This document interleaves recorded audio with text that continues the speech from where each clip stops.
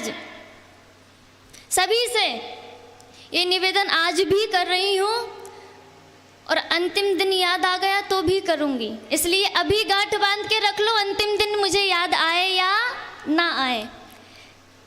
और वो निवेदन ये कि जीवन में मैं कभी नहीं कहती महाराज कि आप भजन करने के लिए अपना घर छोड़ दो,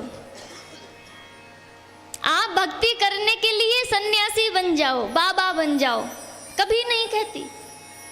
अगर भक्ति करनी है, भगवान से जुड़ कर के रहना है। अच्छा ये बताइए कि जब जीवन में दुख आता है तो सुख में चाहे कोई याद करे या ना करे, लेकिन जीवन में जब दुख आता है तो हर व्यक्ति भगवान को याद करता है या नहीं?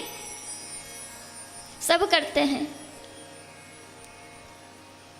तो महाराज दुख में याद करें, उससे अच्छा कि हम पहले ही याद कर लें तो दुख आएगा ही नहीं। सब दुख में सुमिरन करे, सुख में करे ना कोई, जो सुख में सुमिरन करे तो दुख काहे को होए। इसलिए कहा कि पहले ही भगवान को भज लो तो दुख आएगा ही नहीं, और कोई नहीं चाहता कि जीवन में दुख आए, इसलिए सुख में ही याद कर लो। लेकिन किसी के पास इतना समय नहीं कि भगवान के पास माला लेकर के बैठ जाए, किसी के पास है इतना समय?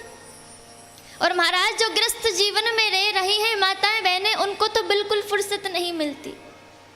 अगर सुबह भगवान के सामने पूजा करने बैठ जाएंगे तो महाराज पूरा घर चिल्लाने लगे, अरे बहू कहाँ गई, समझ नहीं आ रहा,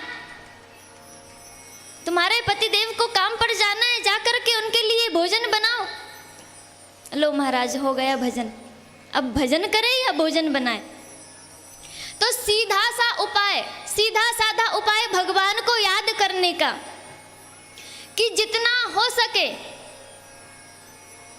कर से करहूँ कर्म विधि नाना, मन राखे हूँ जहाँ कृपा निधाना। अपने हाथों से काम करो, अपने पैरों से काम करो, जो करना है वो करो, लेकिन हमारा जो मन है वो उनके चरणों में लगा दो। अब मन लगेगा कैसे? मन तो बड़ा चंचल है, मन लगता नहीं। कल आप श्रवण करेंगे, परीक्षित जी हमारे सुखदेव जी से पूछते हैं कि प्रभु मन तो लगता ही नहीं, तो मन को लगाएं कैसे? अपनी जिह्वा से लगाओ, अपनी जिह्वा की आदत डालो कि बार बार भगवान का नाम ले, बार बार श्री जी का नाम ले, बार बार श्री राधा रानी का नाम ले। अब बार बार नाम कैसे लेगी ये जिह्वा? अपने आप तो लेगी नहीं। इस जिह्वा को खाने की याद तो आएगी कि खट्टा खाए, बहुत दिन हो गए कुछ खा लें, मीठी रसमलाई रसगुल्ले खाए, बहुत दिन हो गए आज तो कुछ मीठा खा लें। ये तो याद करेगी, लेकिन भजन याद, भगवान को याद नहीं करेगी। और जब तक महाराज ये जीव, ये नर नारायण से नहीं मिलेगा तब तक इसका उद्धार होगा नहीं। और महाराज जितना हो सके हमारे इस जीवन को भगवान से जोड़ने का ही प्रयास करते हैं। तो महाराज आप अलग से बैठ कर के भजन ना कर सको तो लेते रहो, राधे राधे कहते रहो। अब आदत कैसे पड़ेगी? राधे राधे कहकर के घर से भेजो, मतलब अपने काम में, चलते हुए जीवन में, चलते हुए जीवन में भगवान को शामिल कर लो।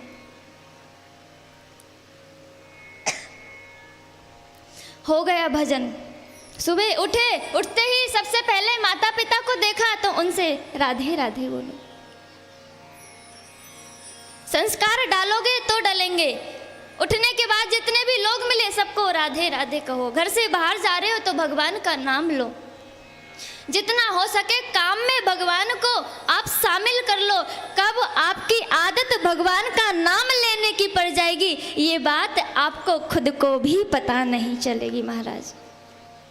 इसलिए कहते हैं जितना हो सके उतना इस जिह्वा से भगवान का नाम लो।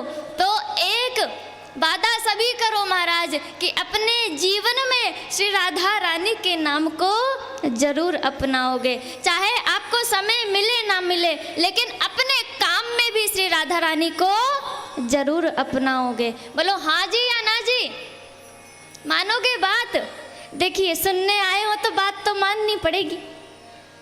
स्कूल में जाते हो, टीचर कोई काम देता है तो मन नहीं हो तब भी करना तो पड़ता है। और ये काम तो महाराज, इसमें मेरी कोई भलाई नहीं है, इसमें आपकी ही भलाई होगी। महाराज इस बात को मानो और अपने जीवन में भगवान का नाम राधे राधे कहोगे। इतनी कंजूसी नहीं करना है, थोड़ा और प्रेम से कहोगे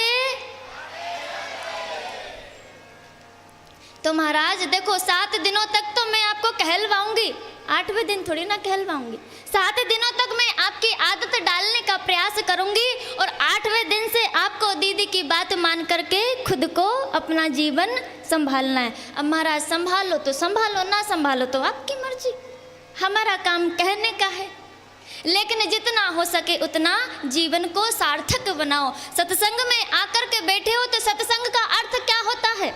सत्संग का अर्थ सिर्फ मनोरंजन नहीं होता कि सुंदर सुंदर भजन गा लिए, सुंदर सुंदर भजन सुन लिए, मन को बड़ा आनंद आ गया, हो गया सत्संग। जीवन में अपना ले, वही सत्संग होता है और वही व्यक्ति सत्संगी होता है। अन्यथा बैठकर इस कान से सुनकर इस कान से निकाल देना, ये सत्संग नहीं होता। इसलिए निवेदन करूंगी कि आकर के बैठे हो तो जीवन में सत्य को अपनाओ। यही सत्संग है। जिसने सत्य को अपनाया उसी ने सत्संग